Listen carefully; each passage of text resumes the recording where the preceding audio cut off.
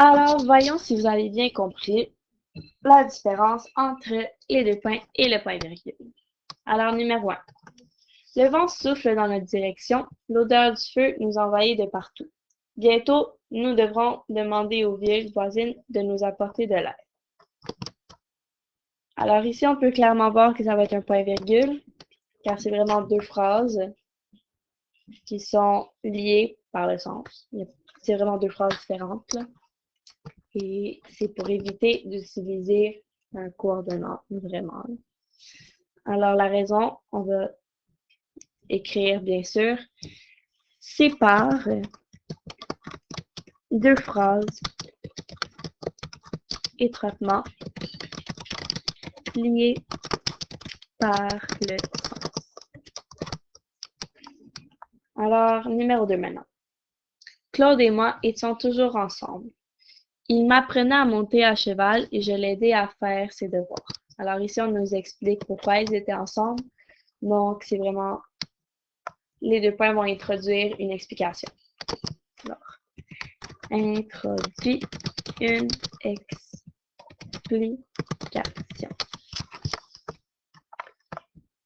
Numéro 3.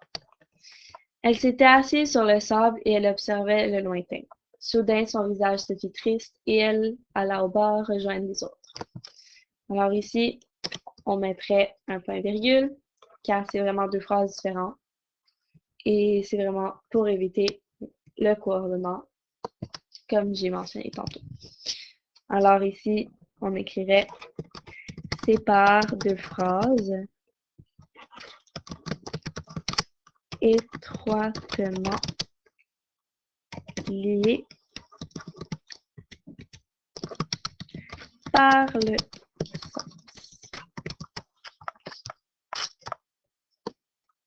Alors, numéro 4. Comme l'anglais Francis Bacon au XVIe siècle, cet étudiant s'est exclamé « Je voudrais vivre pour étudier, non pas étudier pour vivre ».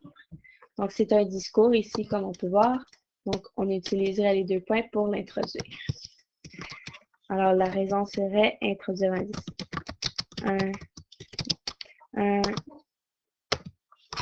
c'est quoi exactement? Un discours.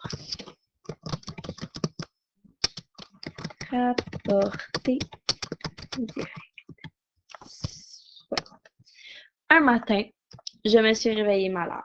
J'avais mal à la tête et mal au ventre. Alors ici, il nous explique pourquoi il s'est réveillé malade.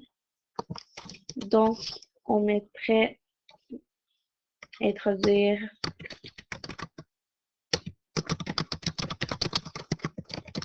une explication, car les deux points sont vraiment en train d'introduire l'explication de pourquoi il est malade. Donc, numéro 6 maintenant.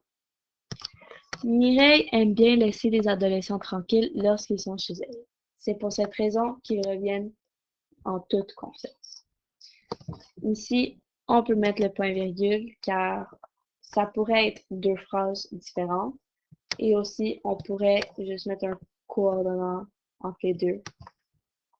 Donc ici, c'est vraiment séparer deux phrases étroitement liées par le sens. C'est vraiment ça la raison.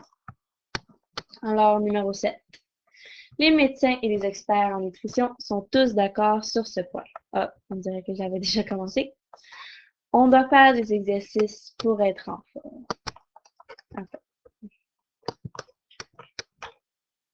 Alors, pourquoi moi j'avais mis les deux points? C'est car c'est vraiment une explication ici.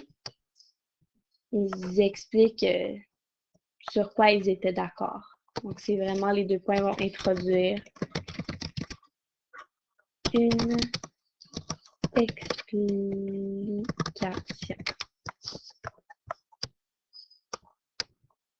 Pendant des années en famille, j'ai suivi les conseils de mes parents.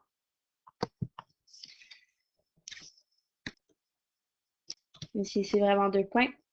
Je me suis conduite en jeune fille responsable et j'ai acquis un caractère conciliant. ça l'introduit une explication, encore une fois. Alors, l'explication, ça l'explique qu'elle a suivi le conseil de ses parents. Alors, la raison va être introduire une explication.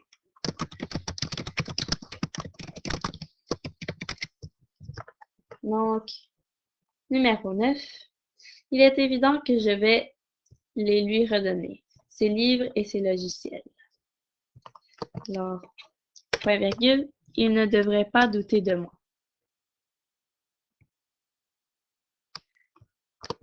C'est vraiment deux phrases qui sont liées par le sens. Vraiment, ici, on pourrait mettre un coordonnant, mais on décide au lieu de faire cela, de mettre le point virgule. Donc, c'est vraiment séparé. Deux phrases étroitement liées par le sens. Elles avaient vite déposé leur sac et leur petit paquet de provisions. Ici, point virgule, bien sûr. Puis, vêtues de leur maillot de bain, elles avaient gagné la plage presque en courant. Alors, la raison, je pense que vous la savez, c'est vraiment séparer deux phrases étroitement liées par le sens. Et vous avez fini. Alors, c'est tout. Merci.